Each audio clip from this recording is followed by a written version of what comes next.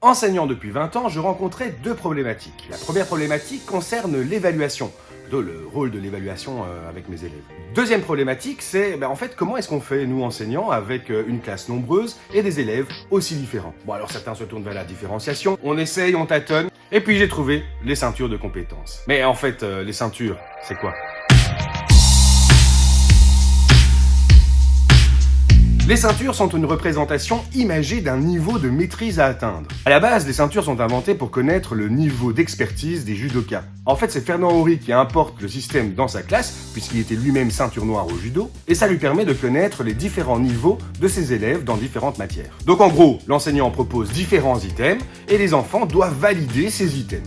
On passe donc de la ceinture blanche à la ceinture jaune, jaune-orange, orange-vert, vert-bleu, bleu-marron, marron, noir, c'est la plus haute ceinture. Alors dans ma classe, j'ai des ceintures de texte, de phrases, de mots, de verbes, seuil des figures, grandeur, nombre et table. Mais j'ai aussi des ceintures de comportement. En fait, ce qui est chouette avec les ceintures, c'est que l'enfant peut disposer de plusieurs essais pour réussir sa ceinture, pour réussir son évaluation. Mais alors vous allez me dire, c'est un peu l'école des fans, tout le monde réussit dans ma classe. Eh ben oui, en quelque sorte, tout le monde réussit. Bon, évidemment, c'est pas si simple que ça, puisqu'en fait, il faut atteindre 80%. Dans toutes les classes, l'enseignant donne cours du matin au soir à tous ses élèves en même temps.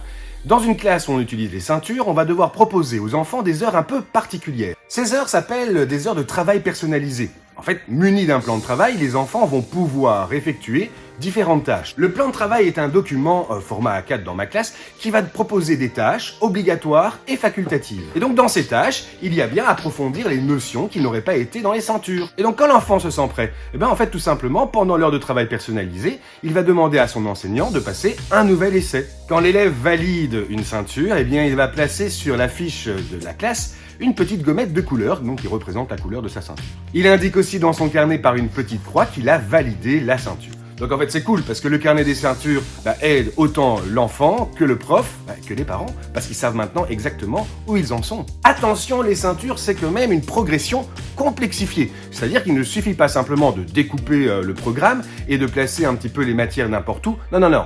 C'est-à-dire que plus on grimpe dans les ceintures, plus on évolue, donc plus elles sont complexifiées. Et puis les ceintures motivent les enfants. Ben oui, parce que ils peuvent recommencer une évaluation qui n'aurait pas été, ils visualisent leur progression, et il y a toute une entraide et une aide qui est effectuée au sein des élèves.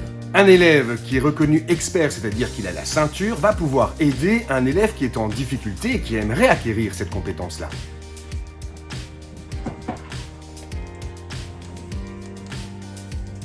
J'adore les ceintures et je pourrais plus m'en passer.